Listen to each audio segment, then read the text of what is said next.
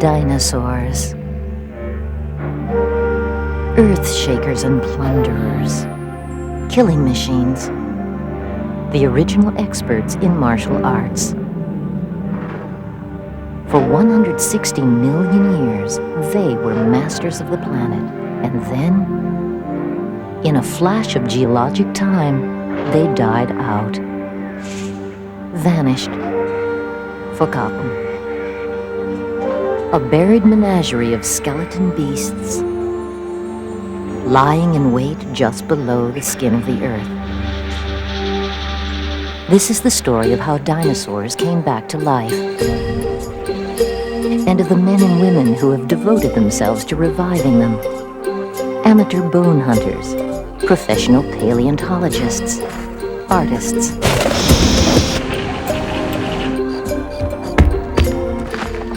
It has meant grueling work in the broiling sun, high adventure, much hands-on labor, and more than a little luck. Bone! We have bone, yes! With the pieces of the puzzle being stitched together by means of meticulous laboratory science. It's the story of dedicated fossil finders who spend long days chipping away dirt inch by gravelly inch so that the monster can finally be raised from its rocky tomb. And there still remains a shroud over the greatest mystery of all. Why have all the dinosaurs vanished?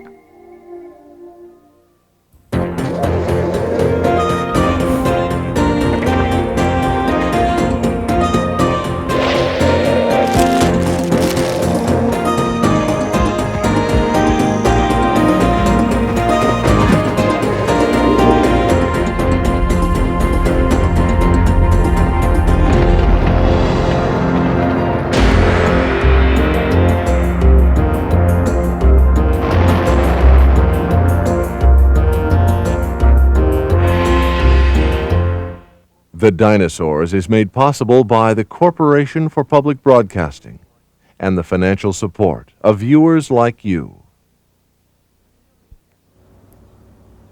The story of dinosaurs in modern times begins in the 18th century in Holland, the city of Maastricht.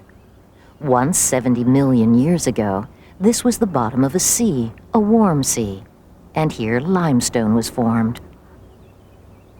For centuries, the people of Maastricht quarried this limestone for buildings, burrowing into the rocks to create a vast warren of caves.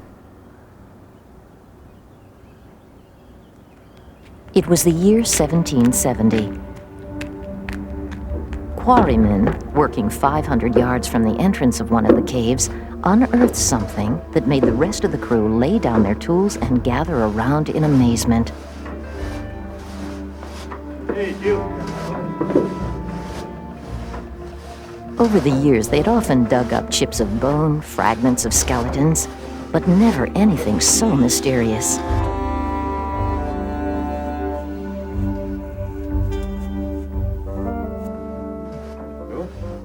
They knew someone who would pay good money for their discovery, a retired military surgeon called Dr. Hoffman.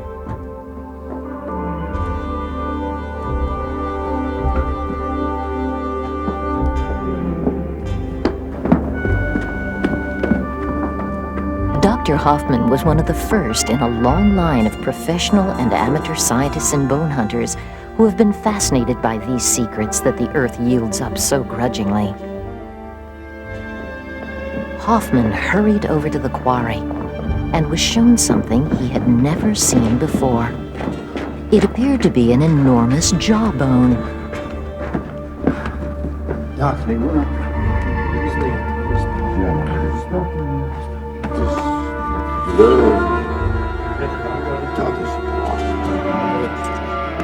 He bought it immediately.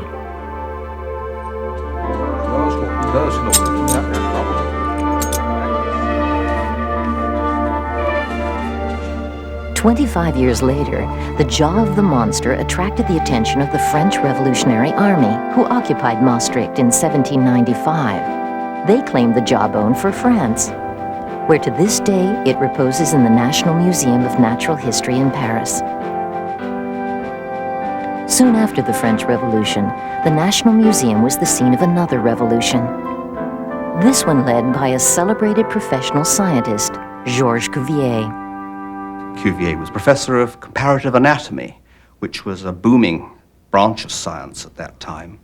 And it was the very best place in the world for him to be, because I think the museum there probably had a larger collection than anywhere else in the world of skeletons and skins and, to some extent, pickled guts and so on, of a whole range of living species from all around the world.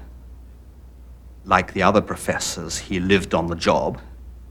He had a house which went with the job, which was in the same grounds as the museum and the Botanic Gardens. And the Botanic Gardens included, as it still does, a small zoo. So he had access to at least a small collection of living animals which he could study and see how they moved, how they put their anatomy to good use. So he was in a very good position to understand the relation between bones and muscles and sense organs and gut and everything else within a living creature, and see how all those parts of the body contributed to a whole way of life. Cuvier had a theory. Huge bones had been found beneath the streets of Paris. They looked like elephant bones, except that they belonged to a creature that was clearly a different species, now called a mastodon. Cuvier reasoned that these bones belonged to an animal that had become extinct. And it was really the first time that there was a really good, pretty strong case for extinction. Then one day, Cuvier turned his attention to the huge jawbone, the trophy from Maastricht. And he compared it with living reptiles and concluded this time that it was an enormous marine lizard. Cuvier had opened the door to a past buried far deeper than anyone had imagined. And the search he began has continued to this day. Marine lizards, like the monster from Maastricht, now identified as a mosasaur, populated the seas during the millions of years when dinosaurs reigned supreme on land. These sea creatures are what lured paleontologist Christopher McGowan here to Williston Lake in the Canadian Rocky Mountains. Well, 30 years ago we'd have been walking along here, but there was a dam put in on this Peace River and flooded this whole valley, and we've got this monstrous great, very cold lake, and we can see all along this new coastline, which was once, of course, halfway up the mountain, we've got these rock exposures, and these rock exposures are Upper Triassic in age. And 220 million years ago, this whole thing, this whole area was one vast sea, and it was warm, probably quite pleasant. And in those warm seas were all sorts of animals. The most interesting, from my point of view, are these wonderful reptiles, the sea dragons.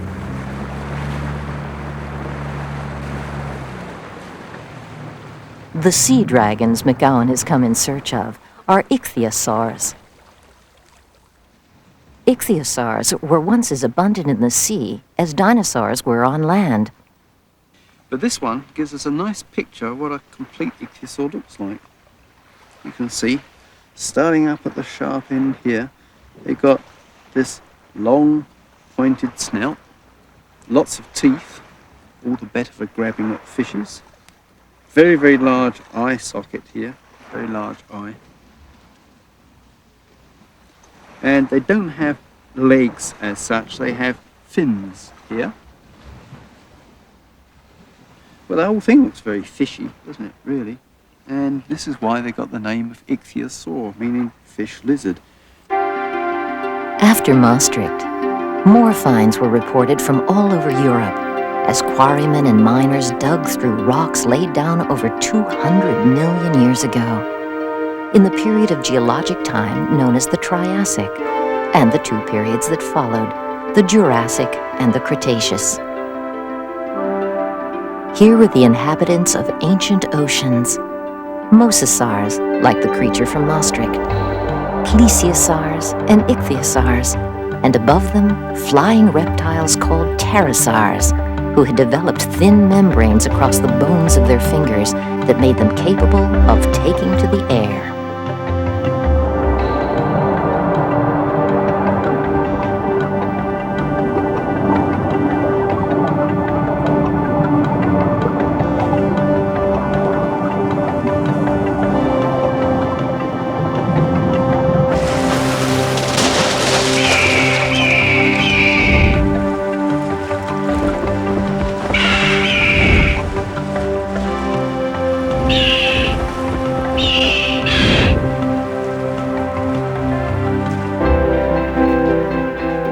Then, in 1822, came the first dinosaur find. Tilgate Forest, Sussex, England. Gideon Mantell, a 32-year-old doctor, tells the story in his diary. Was sent for to Mrs. Morris, who suffers much from the ague. Mrs. Mantell accompanied me. A very pleasant ride, pursuing our way through the windings of the wood.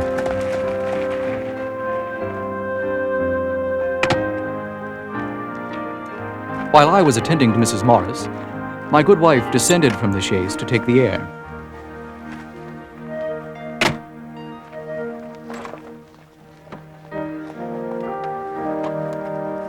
Men repairing the road had left piles of rock from the nearby quarry. Mrs. Mantell, being possessed of a keen eye, for she often assists me in engraving the illustrations to my researches, was taken with something that had been exposed by the quarrymen.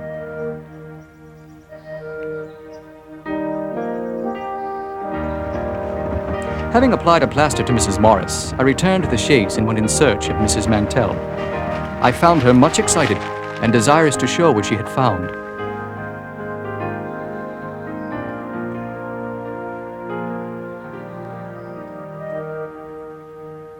You have discovered an animal new to science.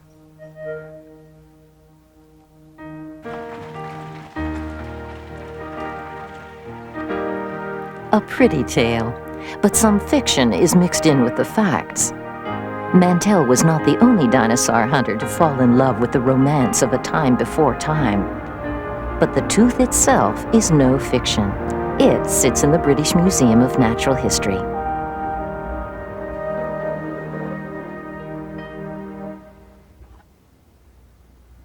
Dr. David Norman. And this is it. This is one of the teeth that Mantell found, and one of the first ones that he described. If you look at the crown surface, you can see these lovely, long, smooth ridges which run down the surface of the crown. And then on the edges of the crown, these little crenellations. This animal was not only large and a reptile, but also a plant eater. And that's an unusual thing. At the time, no giant plant-eating reptiles were known.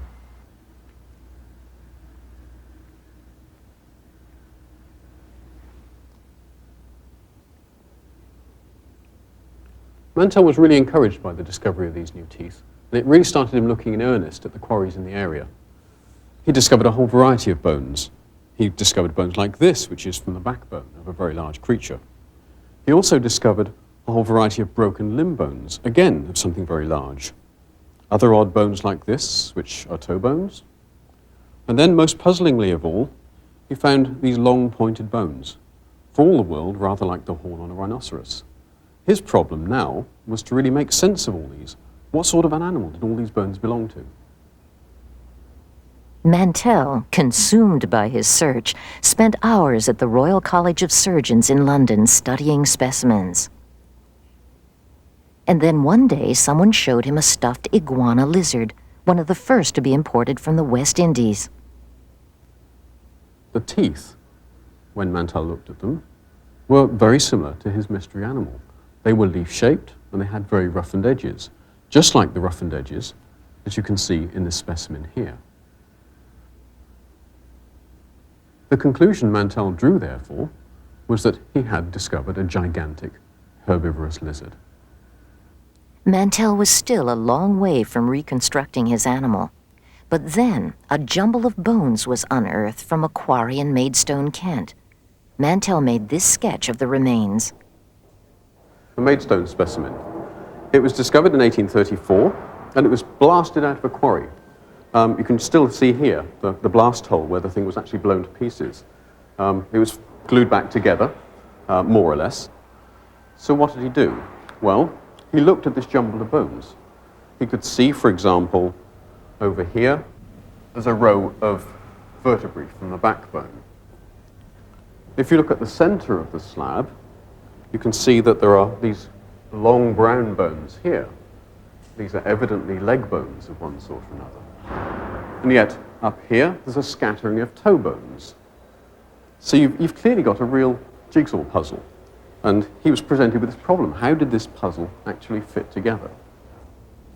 Once again, it was a tooth that gave Mantell the clue he needed. On the inside of this surface, you can see a series of quite broad ridges running down the surface of the tooth. And then right along this edge, there are some very, very fine ridges. And they're absolutely characteristic of an iguana lizard. By the mid-1830s, Mantell had accumulated enough evidence in the form of teeth, bones, and pieces to be able to attempt what you see here, which is the first ever reconstruction of one of these extinct giant reptiles. If you look very carefully at the diagram, there are one or two interesting features that you can see. In the backbone, there are groups of 4 vertebrae, and they're just like the ones that you can see on the mantelpiece. In addition, on the front of the head, there's this tiny conical spike. Which to Mantell looked much like the spike on an iguana lizard. Very interestingly, he's put the horn on the end of the nose. He then said, this is a giant extinct relative of the living iguana, and therefore he gave it a very appropriate name. He called it iguanodon, which means literally iguana tooth. The iguanodon became Mantell's obsession to the exclusion of all else. Mary Ann Mantell took their only daughter and left him. At the end of his life, bankrupt, bereft, sick, Mantell sold his entire collection of bones to the British Museum. 20 years after Mrs. Mantell's discovery in Tilgate Forest, the fossil creatures were finally given a collective name by this man, British paleontologist Sir Richard Owen. Owen was already famous for piecing together a giant extinct bird, a moa, from just one fragment of leg bone. Then in 1841, he wrote a long and learned report. And at the end, he put in some more speculative remarks. And among these, he claimed that certain fossil reptiles that had been discovered in the years before this time were quite unlike any living reptile, so much unlike that they deserve to have a major group named for them. And he promptly named them dinosaurs, Dinosauria in the Latin form. Which means in its English form, terrible lizards. Here they are, as conceived by British sculptor Waterhouse Hawkins. Hawkins heard about Owen's dinosaurs while he was working on designs for the famous Crystal Palace exhibition in London that had been built to celebrate the brilliant achievements of modern man. The Great Exhibition of 1851 was the first big exhibition of its kind in the world. It was housed in a spectacular piece of architecture, an enormous building completely made of glass and steel. Inspired by Owen's vision of these terrible lizards and seizing the opportunity offered by the exhibition, Hawkins contacted Owen, and together they designed a fossil zoo based on Waterhouse Hawkins' sketches to be housed on the grounds of the Crystal Palace.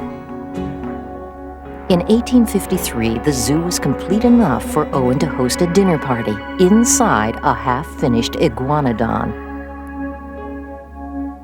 The following year, 1854, the exhibit was opened and 40,000 people attended on the first day. So altogether, this made a complete, very spectacular and complete age of reptiles, which seemed to have preceded the age of mammals, and which in turn had preceded the age of man. The animals still stand there as Owen and Hawkins envisioned them.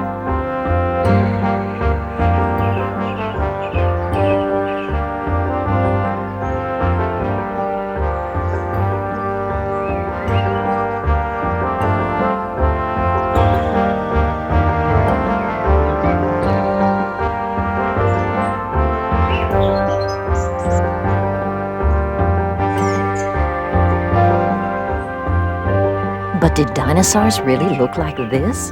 Planted squarely on 4 feet like bovine armored tanks?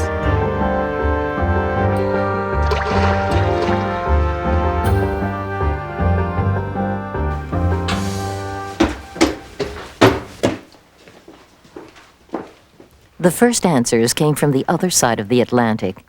Peter Dodson is professor of paleontology at the University of Pennsylvania. These goings-on in Britain were all very well and good, but it took discoveries here in America to really advance the science of paleontology. This is the very first American dinosaur discovery.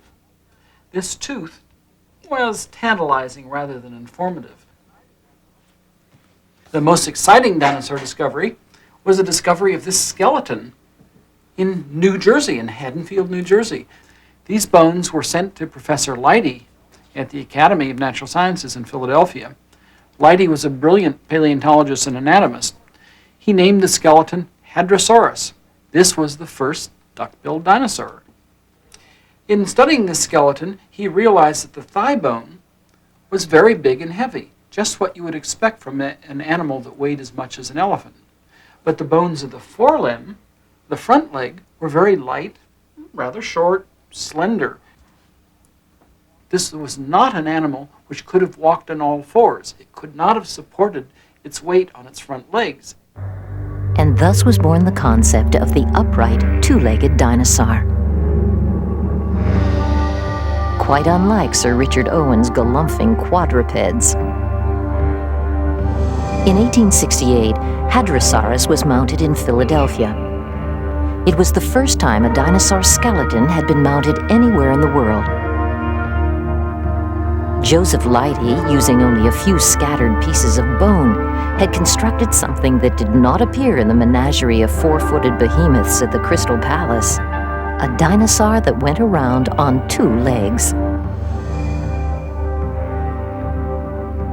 Was Sir Richard Owen's vision of dinosaurs completely outmoded by Leidy's hadrosaurs? These are drawings of a whole herd of iguanodon skeletons, 39 of them, found in a mine in Belgium in 1878. Cataloging and restoring them became the life's work of a Belgian naturalist, Louis Dallo. He was a contemplative man, a thinker, who preferred the quiet of his laboratory to the hubbub of scientific controversy. And it was here, in the Royal Institute of Natural Sciences in Brussels, that Dallo demonstrated conclusively that iguanodons, as well as hadrosaurs, walked on 2 legs. Or he thought he did.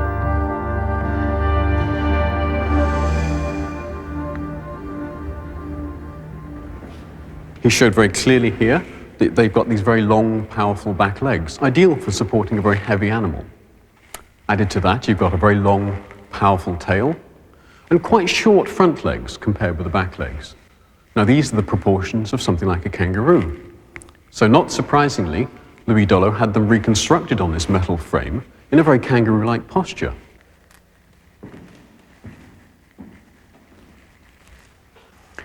Louis Dallo cleared up one other mystery as well. Do you remember that conical bone? Looked rather like a rhinoceros horn that Mantell had had so many problems with. He put it on the nose of his iguanodon.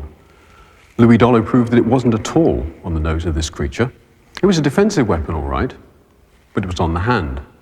It was his thumb.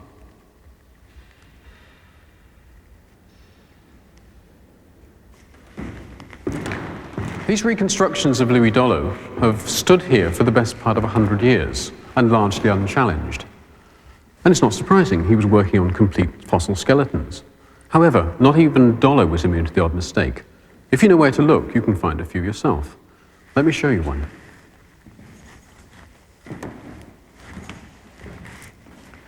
Back here in the tail, you can see that it has a lovely curvature.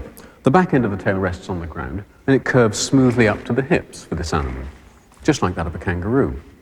However, if you look closely at the vertebrae, you can see that in a number of places the bones are actually dislocated. Here, and here. In fact, Dollo probably broke those to make that smoothly curved tail. So if we straighten the tail like we really should, as we've seen, that brings the chest down much more close to the ground. And naturally enough, the arms are going to fall very close to the ground, and the hands can be used as they really should have been for walking upon. That would have made Iguanodon a quite adequate quadruped, and perhaps one that Owen would have actually been rather pleased about.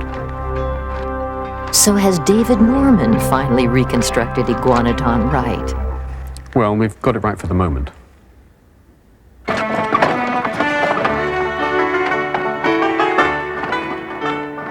Meanwhile, in 1877, just before Dollo's iguanodons came to light, the American West had been the scene of a remarkable scientific showdown.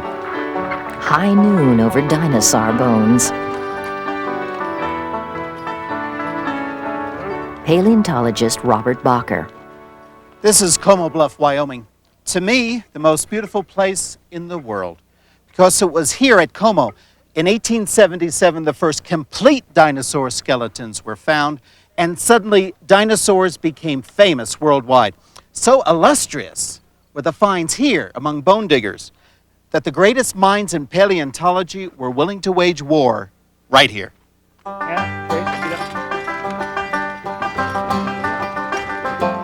The war was fought between Othniel Charles Marsh of Yale University and Edward Drinker Cope of Philadelphia, two wealthy scientists and lifelong rivals.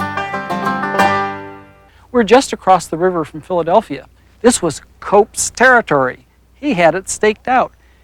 These pits also happened to be rich in fossils, and Cope arranged with the pit operators to receive a steady stream of fossils. Cope's problems began when Marsh asked if he could come along on a fossil collecting trip.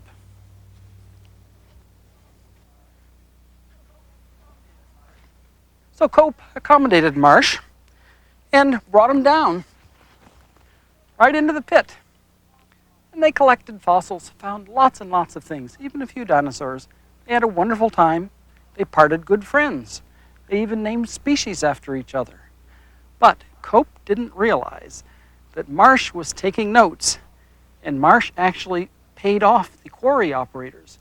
And so the steady stream of fossils that had been coming to Cope dried up. In 1867, the new Transcontinental Railroad was pushing through a remote area of Wyoming.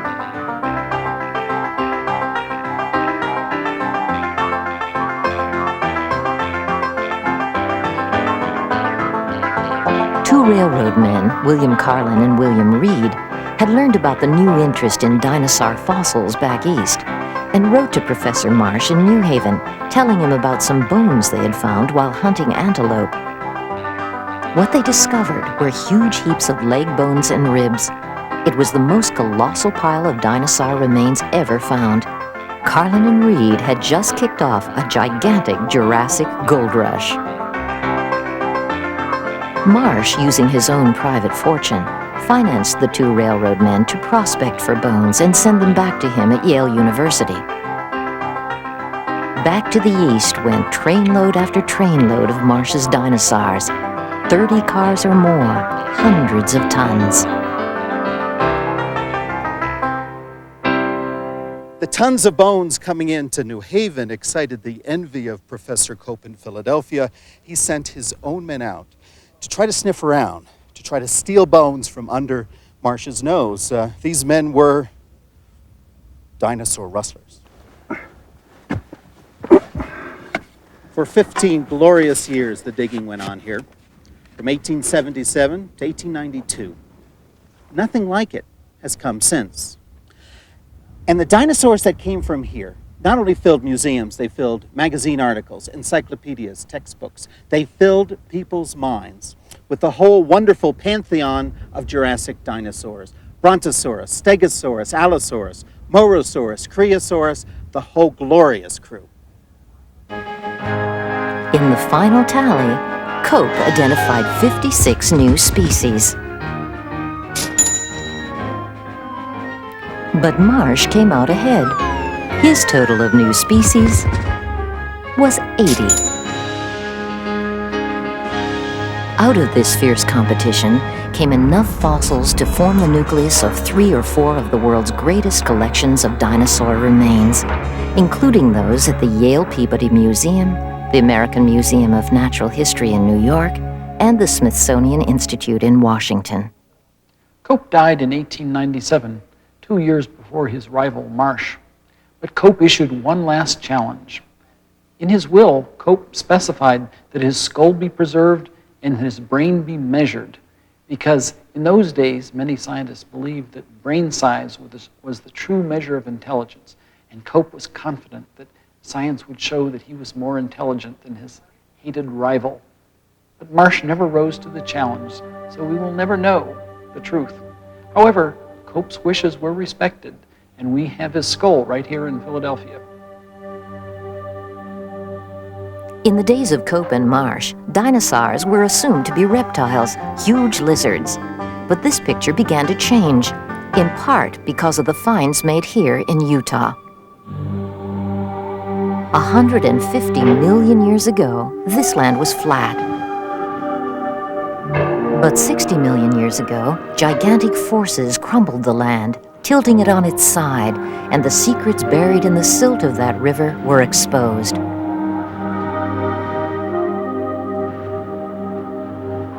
Curator of the Carnegie Museum, Chris Kristolka. One of the first guys to work this area was Earl Douglas. He was sent out here by the Carnegie Museum in Pittsburgh in 1909 to find dinosaurs and bring them back to the museum. Douglas was a down-to-earth guy, a folksy paleontologist. He didn't want to disappoint his people back in Pittsburgh. And he spent 2 months during the summer of 1909 prospecting and scrambling over rock faces, such as this one. And on August 17th, success, he came across huge vertebrae embedded in the rock face, part of the backbone of a giant sauropod dinosaur. Well, finding the bones is one thing, and getting them out of the rock is quite another. Douglas had no idea that the whole project would take 15 years. One of the reasons it took 15 years is because the rock surrounding these bones is very, very hard. And Douglas had an answer to that problem.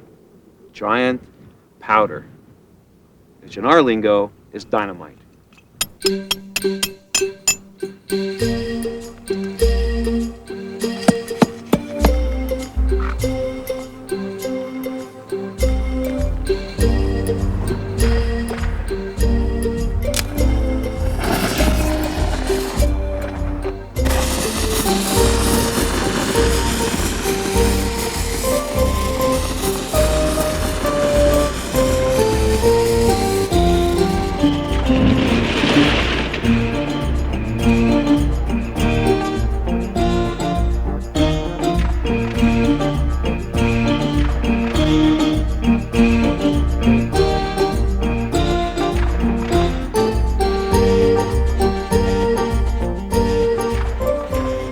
Earl Douglas had found the single richest concentration of dinosaur bones anywhere in the world, greater even than the finds in Como Bluff.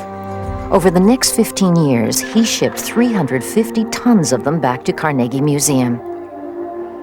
But here in Vernal, Utah, he kept part of his find intact, exactly where he dug them up, sheltered now from the elements by a glass and steel hangar in Dinosaur National Monument. But how did these bones get here in the first place? Well, 150 million years ago, when this rock layer was deposited by a flowing river, dinosaur carcasses floated down the river, piled up on a sandbar, one carcass on top of another on top of another. A jumble of dinosaur carcasses on a sandbar makes for a jumble of dinosaur bones in a preserved quarry. Here's a good illustration of the jumble of dinosaur bones in this rock layer. Here we have mostly bones of Apatosaurus. Here we have part of the pelvis, thigh bones, and lower leg bones, but straddled across this Apatosaurus jumble of bones is a bone of Diplodocus, another sauropod. Carnegie, who had financed Douglas on his trips, ordered life-size models to be made and shipped to a number of museums in Europe. But some paleontologists took exception to the upright pose.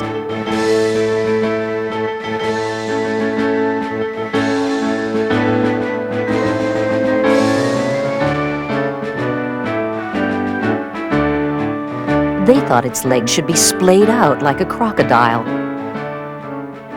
After all, dinosaurs were big lizards, and they should be made to crawl like lizards, shouldn't they? Not according to the Carnegie Museum. If dinosaurs moved around like lizards, they would have to drag their bellies along the ground or sprawl in specially dug-out trenches. Either that, or stay submerged in water to offset their enormous weight. The correct stance of dinosaurs was hotly debated for the next 30 years. Until 1938, when Roland T. Byrd rode into town. The town he rode into was Glen Rose, Texas. Roland T. Byrd was a high school dropout who had gone to work for the American Museum of Natural History and would ride the back roads of the West on a Harley, searching for dinosaurs. At an Indian trading post in Glen Rose, he found a slab of rock for sale, and in it, tracks of dinosaurs.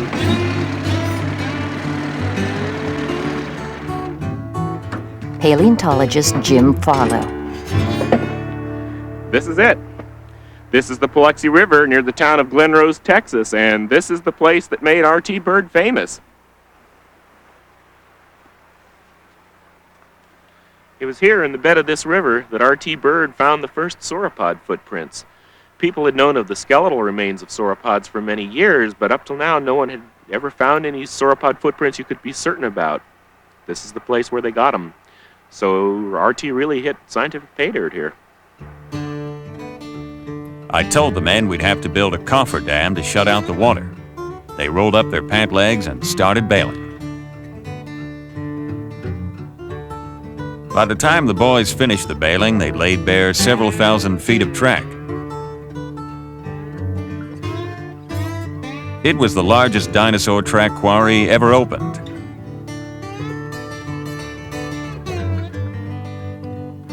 The ancient Egyptians would have marveled at how little things had changed. The threat of rain was ever with us.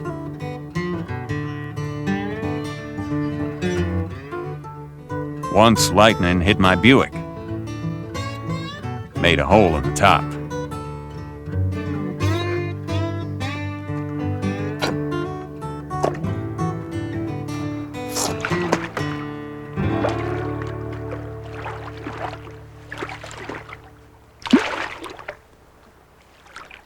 There's still a lot of good tracks in this river.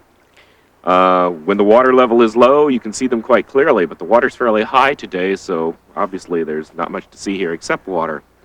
However, there is a very nice sauropod trail here, and I've marked it to show you the sequence of left and right tracks made by the hindfoot of the dinosaur. So we can walk along here. There's one of them. That was one I didn't mark, but here's a right hind foot that I marked, left hind, left, right, left, and right. Now, this is a big animal. This is an animal bigger than a hippopotamus. It's not a very big sauropod, but it's a big animal by anybody's book. And yet look how close together the tracks made by the left and right-hand sides of the dinosaur are. If this animal had been walking in a sprawling lizard-like fashion, I don't think I could reach the span with my hands, but they're very close together, and that indicates that the dinosaur walked with its legs directly beneath its body in a very erect fashion.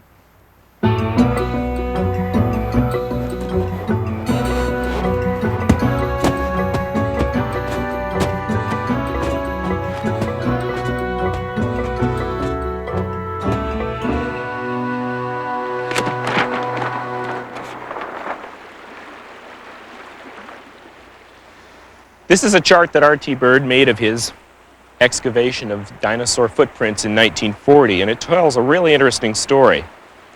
You can see, first of all, the footprints of the sauropod dinosaur, the big plant eater. There's a hind foot impression of the animal, and there's its associated front foot impression. We see that there's a very good left-right sequencing of these footprints along the length of the trail. Associated with this particular trackway, we also find footprints of a meat-eating dinosaur. It really looks as though the meat-eater was following the plant-eater, perhaps to invite it for lunch. In fact, Byrd thought he saw evidence that the two dinosaurs had actually struggled, at least for a moment. As we follow the meat-eater's tracks, we get good left-right sequencing of the footprints until we come to here, at which point we go from a right foot to another right foot impression. In other words, right here, there is a missing left footprint. How do you account for that missing track? What Byrd thought had happened was that the meat-eating dinosaur had actually physically caught onto the back of the dinosaur that it was chasing, and because the sauropod was so much bigger, had been literally jerked out of its tracks for a second. It made a little hop here, and the left foot didn't get a chance to touch the ground. Well, I don't know if that's true or not, but it is a very dramatic story, and it's the kind of story you could only get from footprints. You wouldn't be able to get that kind of scenario from a skeleton. If R.T. Byrd was the easy rider of dinosaur studies, its Indiana Jones was Roy Chapman Andrews. Andrews' greatest adventure started at the American Museum of Natural History in 1920. He had invited Henry Fairfield Osborn, president of the American Museum, to lunch.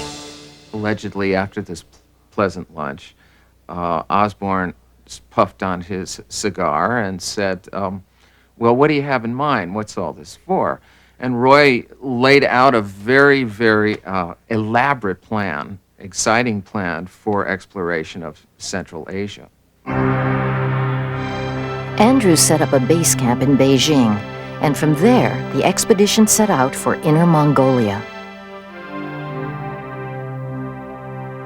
They bought a fleet of Dodges, vehicles with spindly wheels, to go across the Gobi. And they hired about 125 camels. The camels carried the gasoline. The vehicles carried the people. Roy Chapman Andrews assembled a power team of scientists, a wide variety of specialists, because the whole idea was to do a description of the Gobi Desert in all respects, in all dimensions, not just paleontological. In a series of 5 separate expeditions in the 1920s, Andrews scoured the deserts of Mongolia for bones. It was rugged. Desert sandstorms would rip the tents out of the ground or the shirts off their backs. Sudden drenching rain showers turned the ground to axle-deep sludge. But the harsh majesty of the landscape lifted their spirits. Everyone was enthusiastic over the beauty of the great flat-topped mesa on the border of the Badlands Basin. Its surface was covered with black lava, but the sides were blood red. The spot was almost paved with bones. With its sculptured ramparts, it was the richest locality of the world from a paleontological standpoint. We named it the Flaming Cliffs.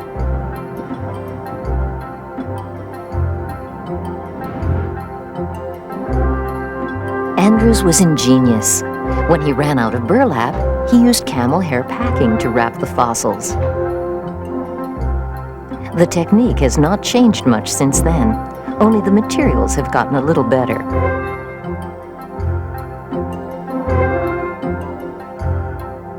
They found large deposits of dinosaur skeletons, but it was on their second trip that Andrews and his party made a discovery that would secure his place in the history of dinosaur studies. It was July 13th, 1923. They had returned to the Flaming Cliffs. We saw a small sandstone ledge, beside which were lying 3 eggs, partly broken. The brown striated shell was so egg-like that there could be no mistake. These must be dinosaur eggs. The prospect was thrilling. No dinosaur eggs had ever been found, and we would not let ourselves think of it too seriously. Scientists do things this way. They tend not to accept things right away because they're just afraid to say that, wow, we've made such a great discovery. And it was only after some deliberation that they decided, yep, couldn't be anything else. They have to be dinosaur eggs. 20-foot-long carnivores growing out of 10-inch-long hatchlings, 2-ton monsters laying eggs. 70 years after the first Andrews expedition, these images are in the thoughts of scientists from the American Museum of Natural History as they prepare to go out again to the Gobi Desert in 1992. They've already been there twice before, in 1990 and 1991, with their colleagues from the Mongolian Academy of Sciences. They go in search of evidence that dinosaurs are, in a sense, still with us. Most people, when they think of expeditions, paleontological expeditions, they envision people walking over a great expanse of plain and then say, well, I bet the dinosaurs are here, and start digging a deep hole, 200 feet deep, until they hit pay dirt. Well, that's not the way it is. We look for bone weathering on the surface. We walk. And a paleontologist spends most of his time in the field walking until they find a big accumulation of bones and then start digging around or quarrying. But most of this is field reconnaissance, walking and looking. They never touch the specimens. When they find something, the scientists wrap the rock that encases the fossil in a plaster cast bandage. Okay. They end up with plaster boulders of varying sizes ready to pack up and carry away. Turn it over. And it doesn't look like there's any bone on this side, so we've got the whole skull. All the real scientific work goes on once you get the material back to your museum, to your university, to your institute, and you have a chance to work on it. Dr. Malcolm McKenna of the American Museum will spend weeks, even months, on this meticulous work.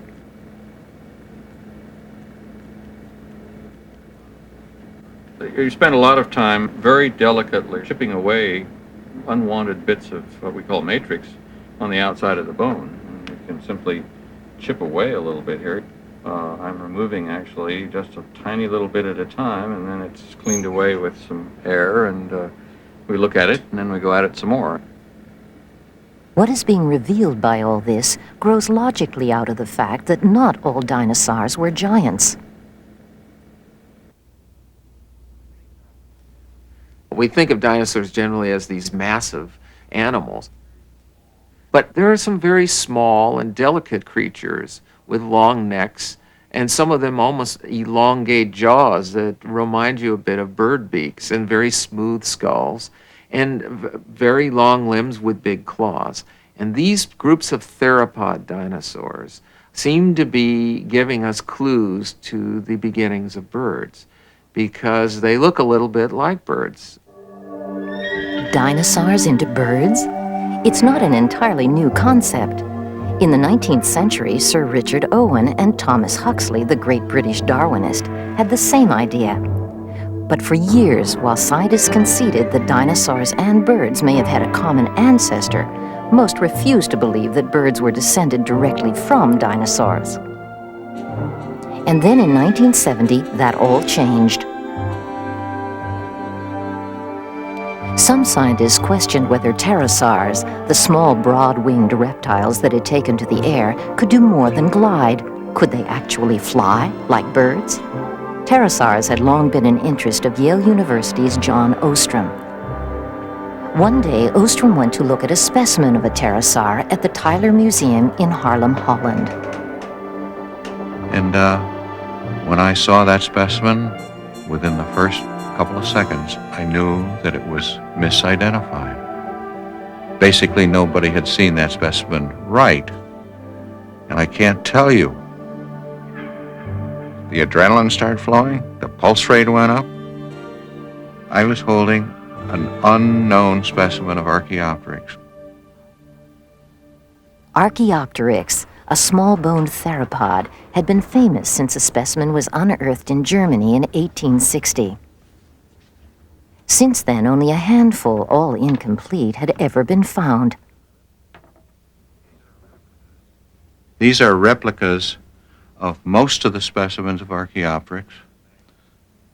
The most famous animal, perhaps, of all. And this is the prize, the gem of all of these, the famous Berlin specimen of Archaeopteryx. It was found in 1877. Perhaps, no, not perhaps, it is, without question in my mind, the most valuable specimen of anything in the world. It's a perfect intermediate between birds and reptiles.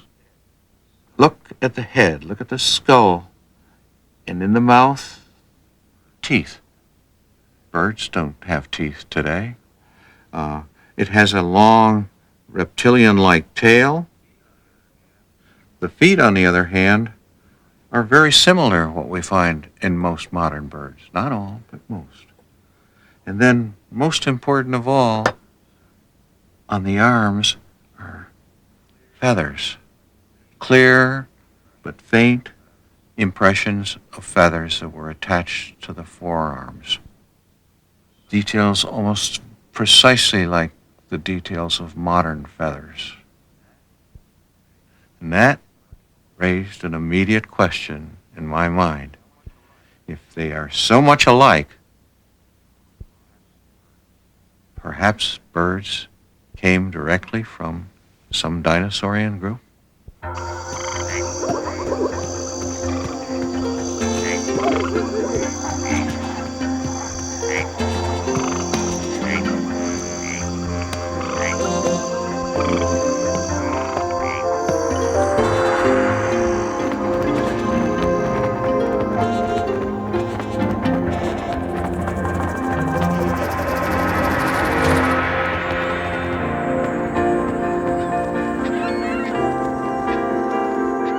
Thanks to Ostrom's work, which was inspired by his discovery in Haarlem, scientists are now able to trace a direct lineage connecting long-dead dinosaurs with the pelicans in our marshes, the sparrows on our lawns, the pigeons in our parks.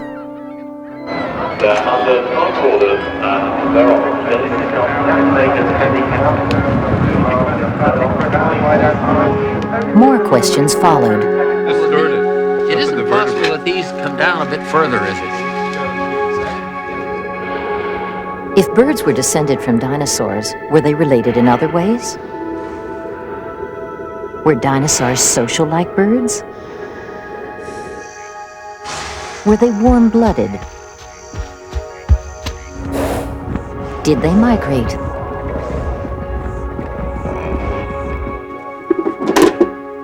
Through the combination of ingenuity and luck that is characteristic of all progress in science, answers to these questions are now being assembled, and convincing ones.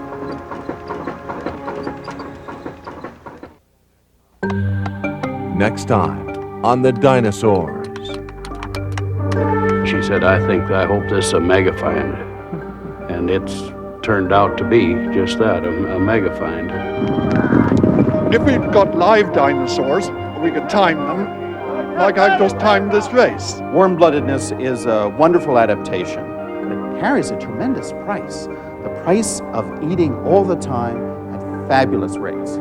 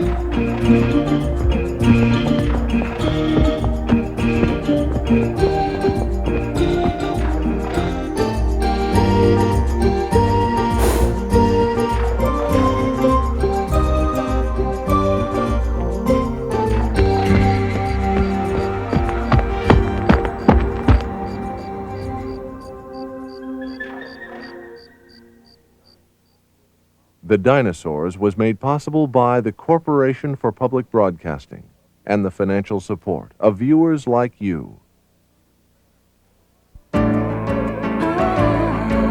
This is PBS.